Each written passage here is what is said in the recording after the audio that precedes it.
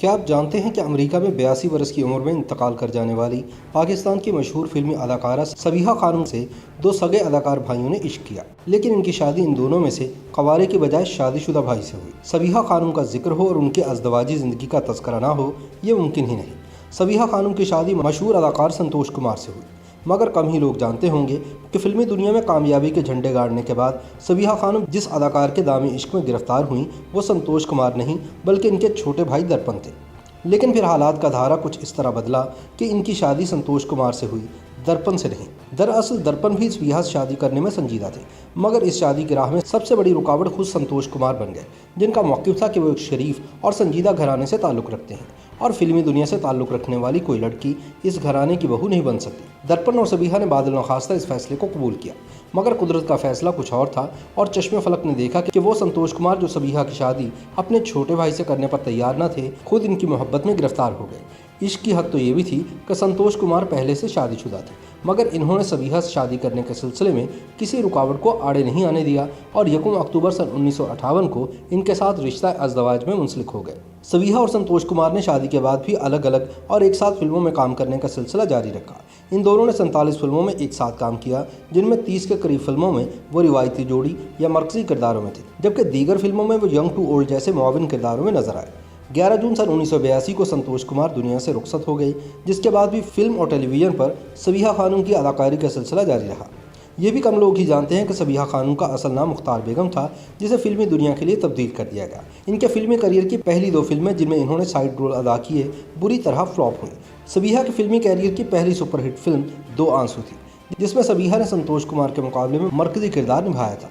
ये फिल्म शानदार कामयाबी से हमकिनार हुई और पाकिस्तान की पहली फिल्म बनी जिसने सिल्वर जुबली मनाई, यानी 25 हफ्तों तक सिनेमा में लगे रहने का एजाज़ हासिल किया।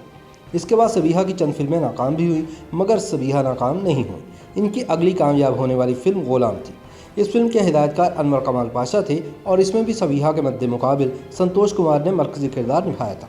उसी ज़माने में सबीहा ने संतोष कुमार के अलावा चंद दीगर फनकारों के मद्दे मुकाबिल भी काम किया। इनकी अगली सुपरहिट फिल्मों में गुमनाम और सस्सी शामिल थी, जिनके हीरो सुधीर थे।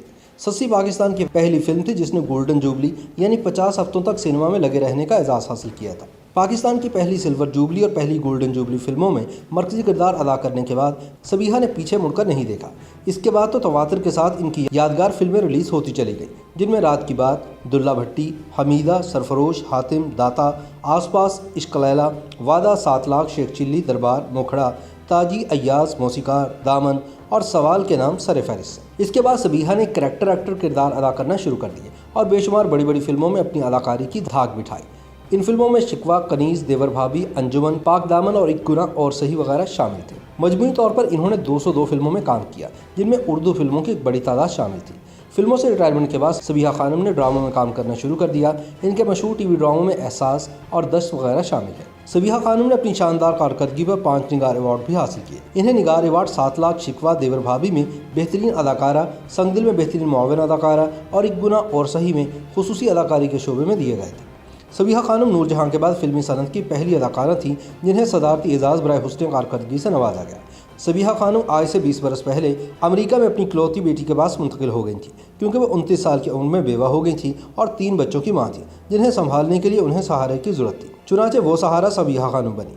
सबीहा खानम का इंतकाल भी 13 जून सन 2020 को अमेरिका में ही हुआ और इनकी तदफीन भी वहीं कर दी गई है। हालांकि इनके शौहर संतोष कुमार पाकिस्तान में मदफून हैं।